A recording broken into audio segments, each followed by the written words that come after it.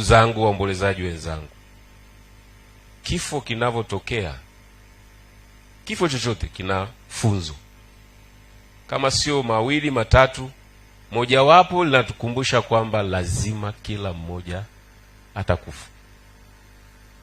Kwa hiyo usinyanyue mabega sana, kuwa na upendo kama Bwana alivyokuwa na upendo. Tumejitokeza kuja kumuombea leo, lakini kifo kinatufundisha thamani ya unyenyekevu. Kama Bwana wangekuwa mnyenyekevu katika utendaji wake wa kazi, ni wazi kwamba tungekusanyika kwa wingi namna hii. Lakini kifo kinatukumbusha kwamba tukusanyike tuje kusikia neno la Mungu. Tumesikia heri 8 hapa, na naamini kila mmoja kuna kitu amekibeba pale. Heri wapatanishi, maana tukapatanishe huko nyumbani kwetu. Nilikuwa naongea na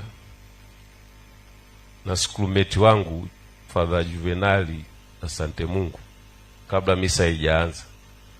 Mimi nikiwa seminari, nikiwa kiranja mkuu, alikuwa msaidizi wangu.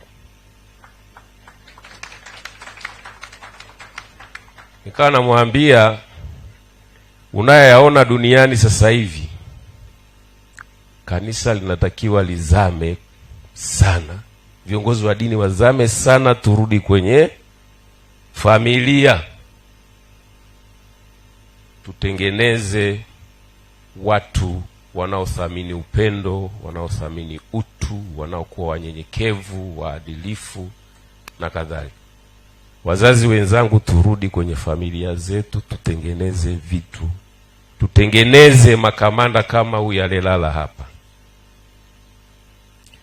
Lakini kifo kinatuambia au kinatukumbusha, nenda hudhuria, usikie watoto wanawaambia nini wazazi wao. Nimemsikiliza ule binti mdogo hapa, amesema wazazi mtulinde. Ndicho kifo kinatukumbusha, kwamba tuwalinde watoto wetu. Tumeacha kuwalinda, wanatendewa ndivyo sivyo. Lakini la mwisho, kifo cha Bwao kinatuambia tuache vita ya maneno. Inasambaratisha dunia, inasambaratisha mitaa, inasambaratisha vijiji, kata na familia.